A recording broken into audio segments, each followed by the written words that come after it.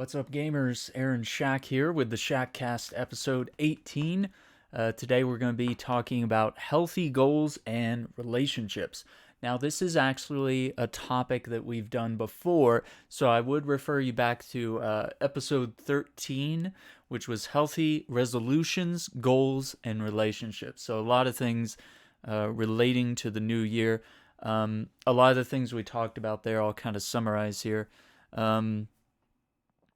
We talked about my goals for YouTube, healthy eating, consistent workouts, muscle growth, podcasting, photography, music, Patreon, and all my goals associated with that. I elaborated on setting healthy boundaries with family and friends. I talked about how my family brunch on Sunday is something that really wraps up the week, unites the family, and allows us to regroup and prepare for the coming week. Cutting off toxic or violent family members because of repeated bad behavior, something you might have to do. Evaluating one-sided relationships and friendships. So, I mean, sometimes there's friendships out there where it's like you put in all the work and they don't. So, you just have to evaluate stuff like that. Or maybe it's the other way around. Maybe you feed off of their energy and they do a lot for you, but you never reciprocate. Some of the important points about that would be reciprocation, making sure that in all your healthy, balanced relationships are nurtured by your friend, your spouse, family, boyfriend, girlfriend, appreciates you as much as you appreciate them. And a lot of times, a lot of this stuff is solved with communication. So only a handful of people may be in your inner circle, and spending time with people who are grateful to have you in their lives. That's a beautiful thought there. People who appreciate and value your time is paramount to caring and being cared for, as well as living a happy and healthy life. Something to keep in mind, this was my final thought of that episode, was do you listen to reply or to understand? So something I think about with regard to just that last statement. Do you listen with intent to reply? Are you listening to what I'm saying with the intent to offer your own opinion, or are you listening so that you may understand? And then from there, maybe you can do a reply, but it's two very different mindsets. There's one where you're kind of just glossing over everything that's being said, and then you're just ready to tell your story, but you're not really listening. So it's an interesting thing.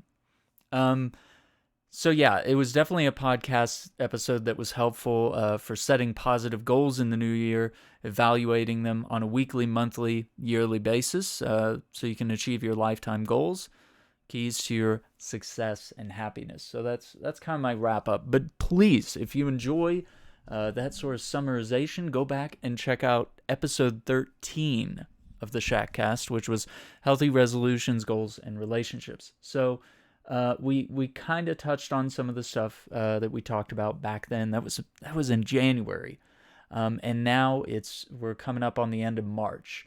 So I guess my question to you now, and you can reply in the comments on YouTube, is where are you at with your goals right now? Have you been making any sort of progress? Have there been any sort of changes in your life? Whether you're working out, you're trying to eat healthier. Maybe you're working on your relationships with friends, family, other people, and such. Maybe you're trying to better yourself, whatever it may be. And I also kind of mentioned in that video that sometimes you fall off, right? Like, especially if you're like working out, sometimes you might get to a week where it's just like, man, there's just like no time to fit a good workout in. It's like working dawn to dusk, and you get home, you got to eat, and then you're exhausted after a full day's work. Well, it doesn't mean to give up on your entire resolution. It just means you have to kind of reevaluate all the things in your life and try to find a way to make everything fit, if that's what you want. Which, if you're trying to live a healthy life, it definitely helps to fit all these things in here.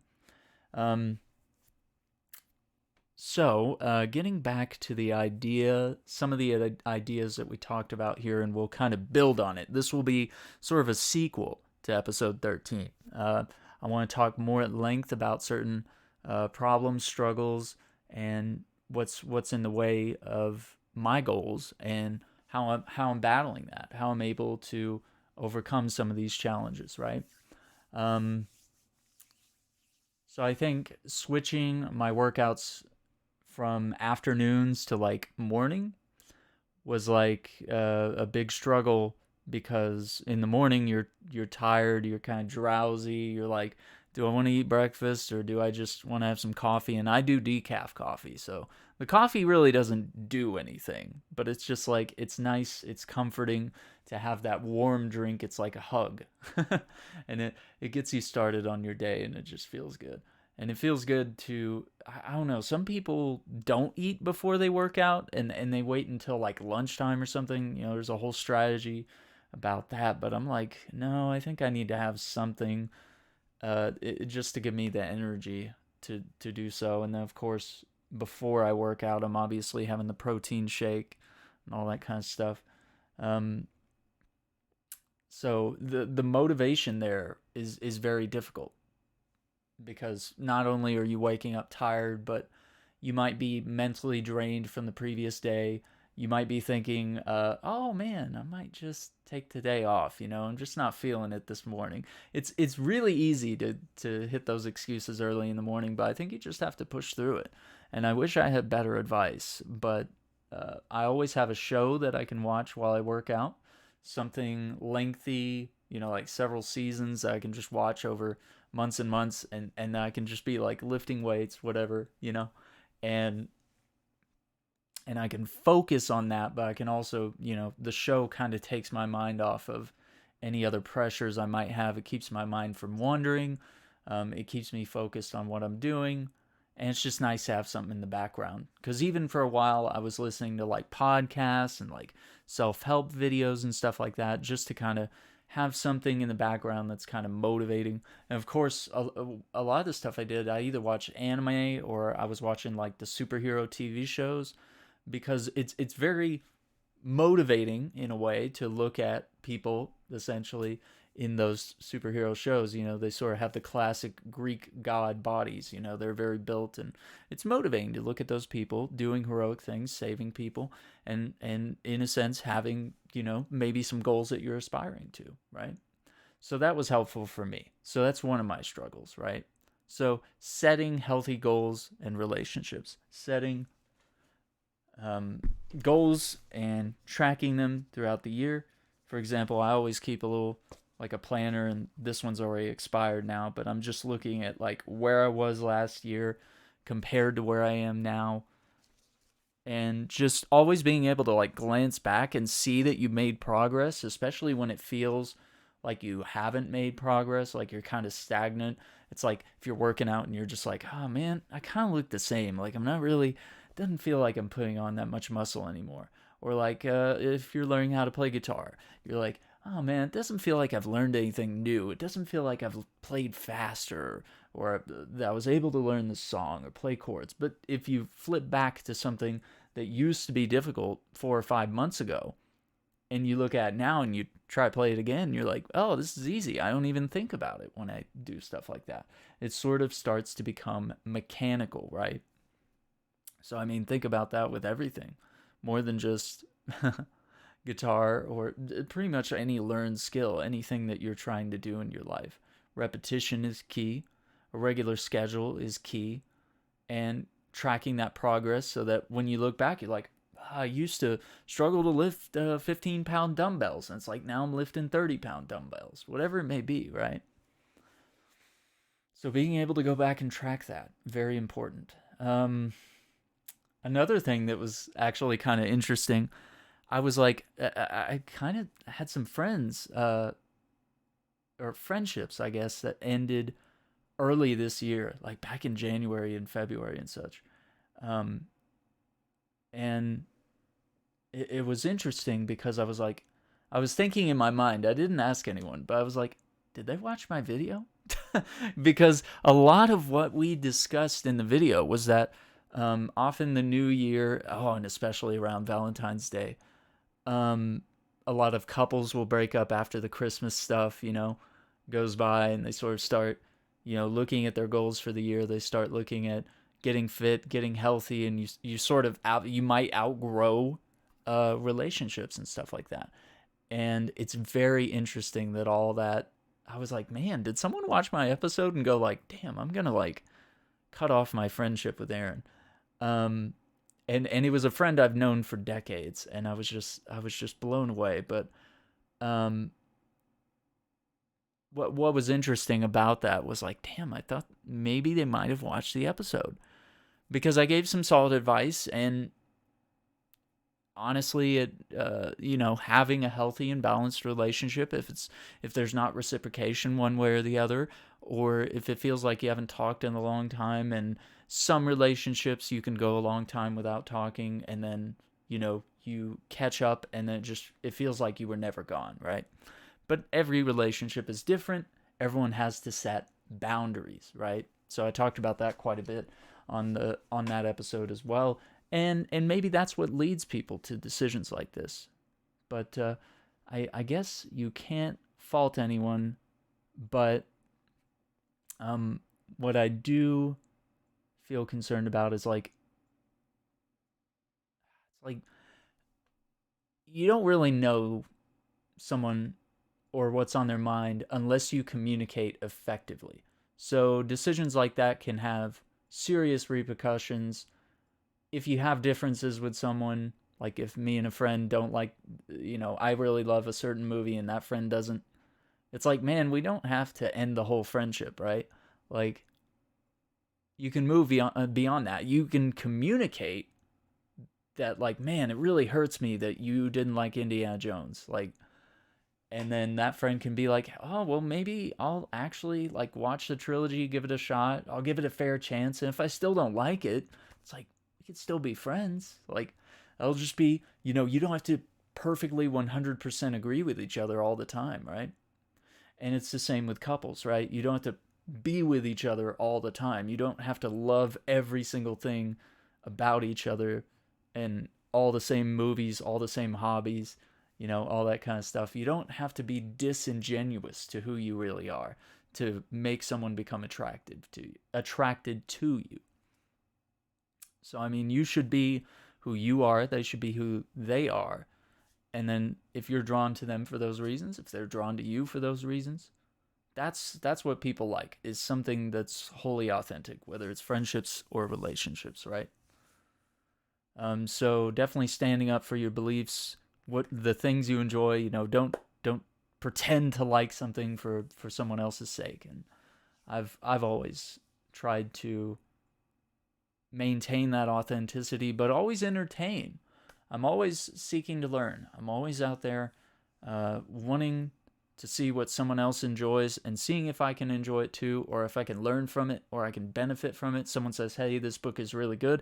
It really helped me. I may hate the book at the end of the day, but I might even read it, might even give it a chance, might be my favorite book. So it's an interesting thing. But yeah, it's a lot of the goals and stuff that we talked about was just recalibrating, assessing everything in your life and figuring out how you want to move forward. And sometimes we have to let go of things to move forward. Sometimes it's possessions, sometimes it's people, sometimes we have regrets, but that's life. And I guess the other thing is that the harsh reality in life is that only a handful of people ultimately belong in that inner circle of, friends, relationships, family members. It's a very tight, small circle. And the older you get, the tighter that becomes, the tighter the bonds are. And it often seems the less willing people are to let new people into the circle. So we have to be mindful of that too. But the fact remains is that circle, that inner circle, is just the live or die. Like the real diehards, people that would do anything for you in your life, and the people that are happy to be in your life, whether it's as a friend or a relationship or as a family member.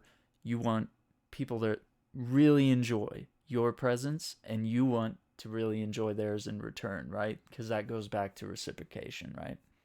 Is that all good, healthy, balanced relationships have a little push and pull, but it's never too far to one side or the other that Otherwise, you have something that might be parasitic or unhealthy in some terms, or where you're relying too much on the other person for your happiness. Your your your happiness as someone who is single, for example, should not be. You shouldn't be tying your worth to someone else. You should be happy with yourself and with your life, with the family that you built. You should be happy with all those things. And then, if someone, a new friend, a relationship, whatever it may be, they are a complement to your life. They are an addition that, may make your life better, but they are a complement to an already great life that you're building for yourself, right? So that's why we're saying healthy goals, healthy relationships, right? Um, let's see. I guess the other thing that I have that's kind of interesting to share, and maybe this will help other people, and that's why I'm going to share it. But with my recent employment, I play guitar for a church, and actually, here in a couple of weeks, I'm going to be resigning from said position. There's a lot of reasons behind it. There have been toxic relationships in the church, parishioners, people involved in the music program, which I head. I'm the director. Even stuff relating to the leadership, from people involved in the office to uh, even priests, have been difficult to work with, or not grateful for my presence, my sacrifice, my service. There's definitely feelings of a lack of appreciation, is what I would say. A lack of appreciation.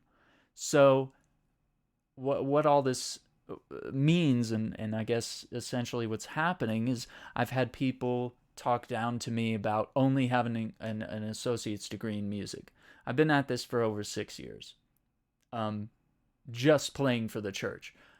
I've been playing music for a living for like 10 or 12 years now. So I'm past the point where I play for exposure. I'm past the point where I just play music. I still play charity gigs. I still play, a little gig on the street or something, just play at a festival or something, or just to be part of something. But I'm beyond the point where it's like, oh, you should just give your gifts to the Lord. You should just pray. You should play your music for God, and that should be enough. But it doesn't put food on the table, is the point.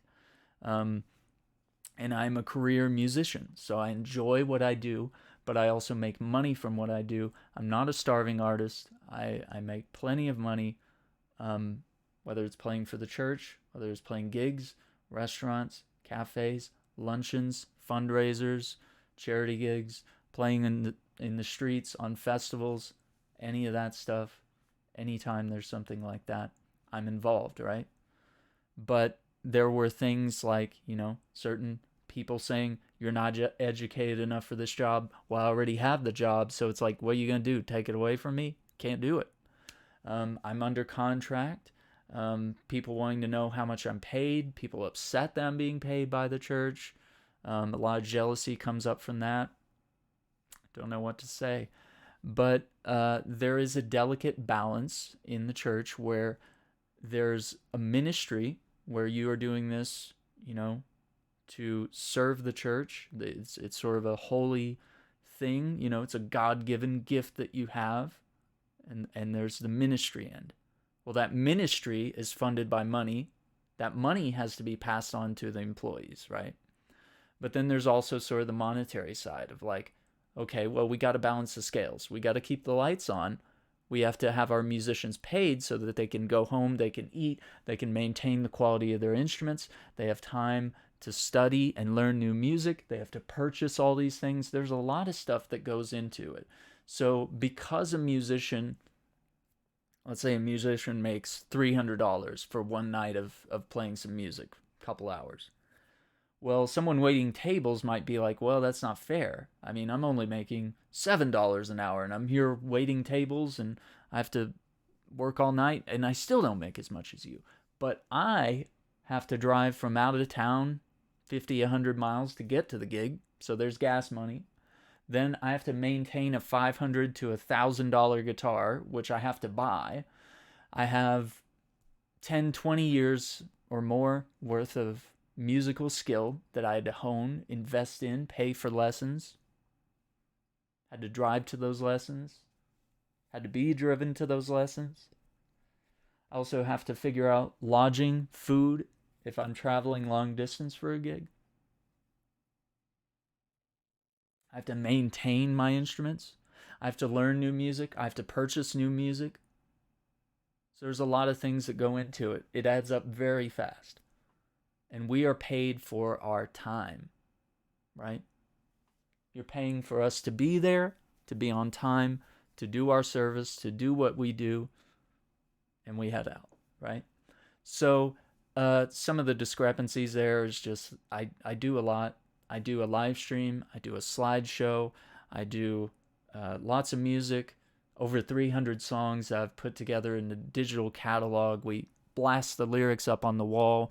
We live stream the whole service so that people, especially during COVID times, people who are sick or unable to attend, or they have maybe some sort of health problems, immunocompromised, that they can't make it to church, or that they're the elderly and unable to make it to church. This way they still feel like they can be a part of the service and still see from that. Well, a lot of that stuff that I do is sort of just, rather than, for me, the way I see it is that supplemental. I'm adding more responsibilities, and I'm doing it because I care, and not necessarily because I want the pay to go up. Although that would be nice, and of course with inflation and being in a job for 6 years, you do expect a raise at some point.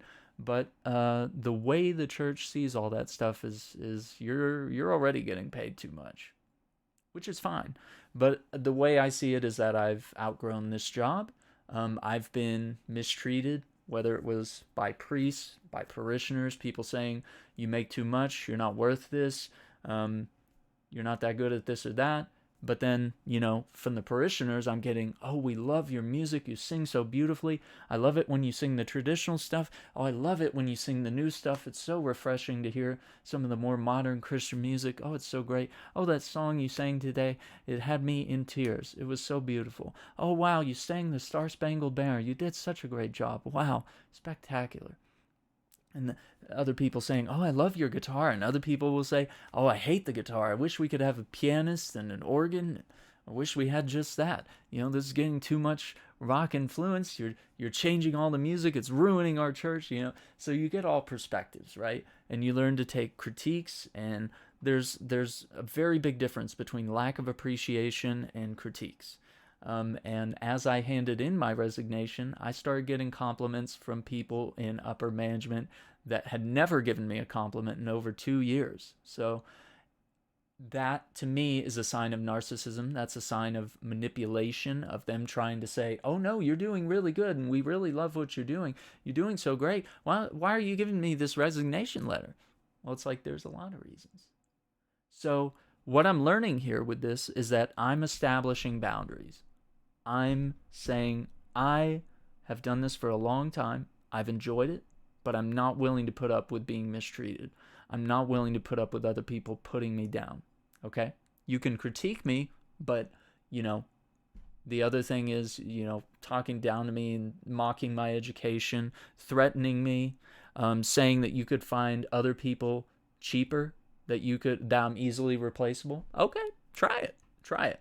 One of the people did say that I could be replaced by a mariachi band. That he could go down to San Antonio and he could hire a mariachi band to play for the church for the whole week, cheaper than me.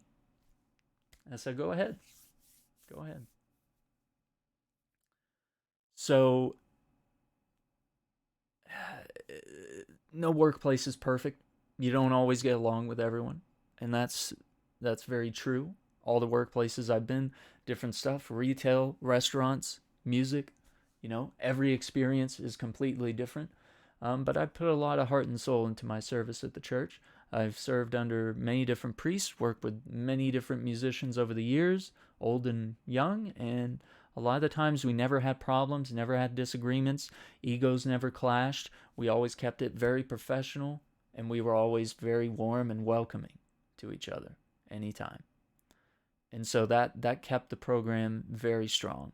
But when new people come in and all they have to do is, say negative things, and not just critiques, but just sort of just backhanded stuff, rude stuff, um, insulting the education of someone that went out and got an education in music when you don't have an education in music, when you can't even sing on pitch or in rhythm to your keyboard player, and you're dissing me because, I'm not a perfect singer. I don't always, I'm not perfect all the time, but I'm, because I'm human. But I think over the years, I've gotten better at what I do.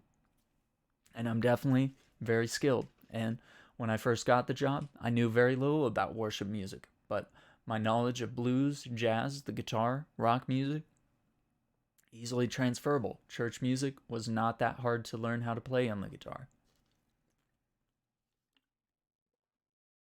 But learning the right things to do, when to do them, how procedures go in the church, when to play certain songs, when it's not appropriate to say play certain songs or have a certain lyric throughout the year.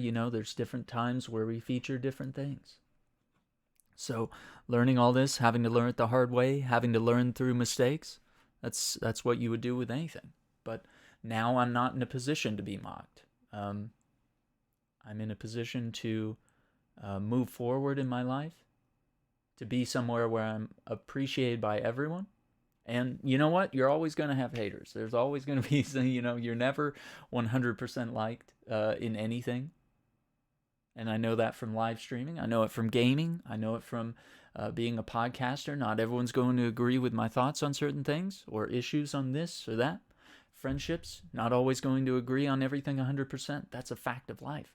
But I'm saying what's going on with this job is that I think it's gone too far. And the fact that they are rewarding people that play for free at the church, who said those horrible things to me, who threatened me, mistreated me, talked badly of my education, mocked me, that they are the ones being promoted. They get to play on Ash Wednesday. They get to play more days on Holy Week because they don't want to have me play every day on Holy Week, because then they'd have to cut me a check for each day. So at the end of the day, from upper management, it's all a money decision. It's all monetary. Where me, part of it's monetary, but the other part is I love being part of the service. It's the church I grew up in. I love playing on Ash Wednesday, right? Like, some of the most meaningful songs hit on Ash Wednesday during Lent. All the songs are about sacrifice, right? That's some deep, meaningful stuff that you get to sing about, and it's only for a certain time of year.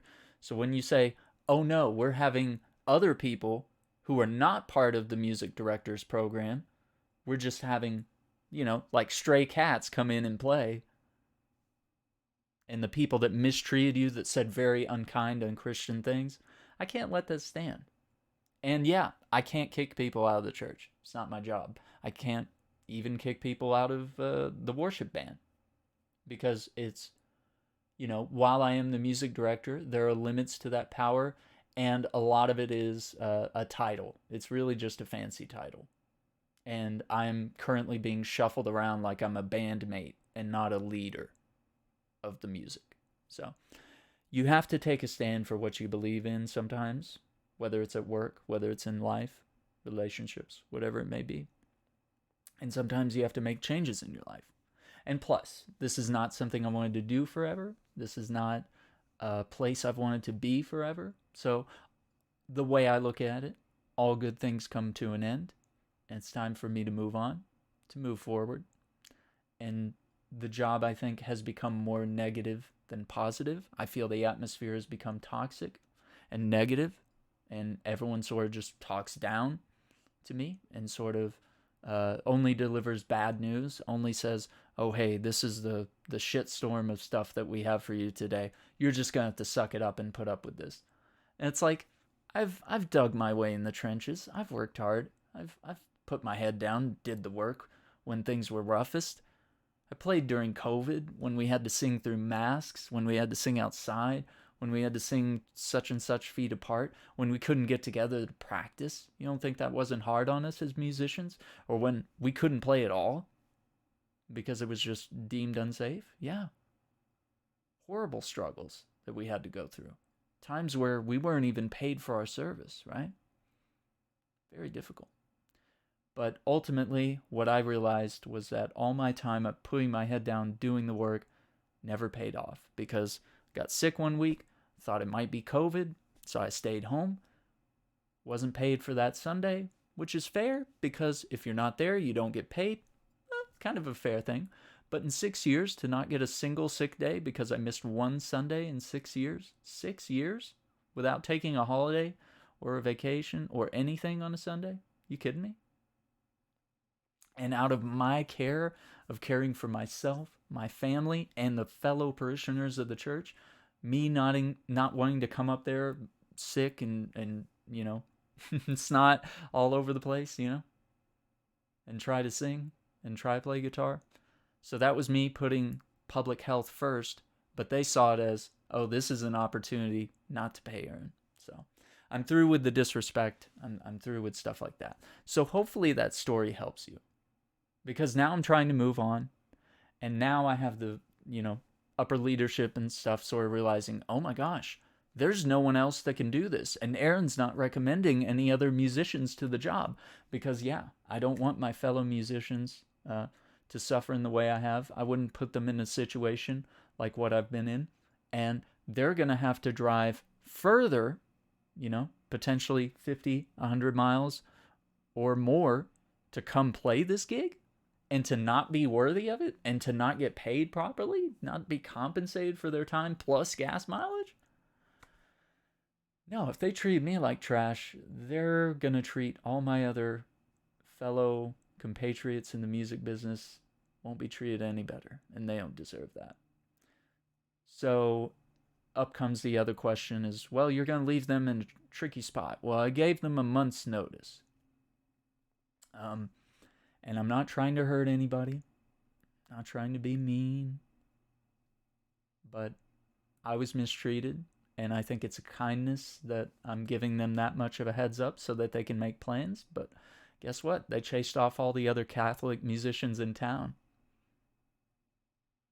by not treating them well, by not paying them well. Good luck. Get some mariachis, maybe. But yeah, it's important to put your foot down in situations like this. So it's one of my healthy goals for the year was to move forward from that job, to find other ways I can make money in this life. I live stream, I create content, I have a podcast, I play music, I play blues, I play jazz, I play worship music, I play rock music. I have all these instruments, I play live gigs.